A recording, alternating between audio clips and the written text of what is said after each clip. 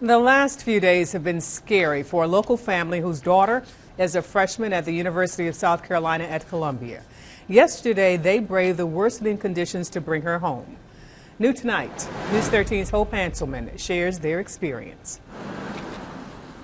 Bring your daughter to work day wasn't really supposed to be this Tuesday, but after a weekend of worrying sick, Tasha Vinzant didn't want to let her daughter out of her sight. Nicole is only 18 years old, and she's never really been away from home for an extended period of time, so going to college in itself was a huge, adjustment for me as a mom.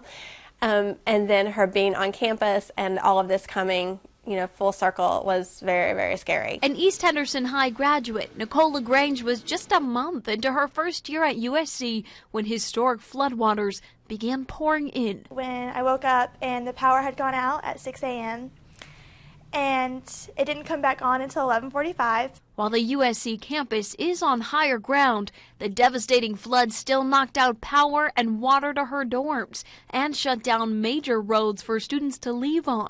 I have a lot of friends in Columbia, and so we made tons of phone calls to say, can you get into downtown and get her, and we'll meet you. And they're like, we've all been trying. There's no way to maneuver into downtown. Tasha had limited time to pick her daughter up. A 6:30 curfew meant it would be harder to get help after dark if they needed it. The only thing we saw was the Broad River, which was a huge lake. It just covered so much property that would typically just be dry land. It's like, I think when it's over, we're going to go back and be like, oh my gosh, that was just awful. And I'm sure it's going to take several weeks for Columbia to get back to where it was before. There's not yet much relief in these floodwaters, but at least this mother and daughter are feeling their nerves ease. And I don't know how they're going to rebuild from that. I'm so thankful that we weren't touched by it in that way. In Hendersonville, Hope Hanselman, News 13.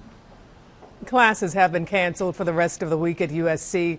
Administrators say bringing tens of thousands of students, faculty, and staff back into the city will be too much for the weakened infrastructure.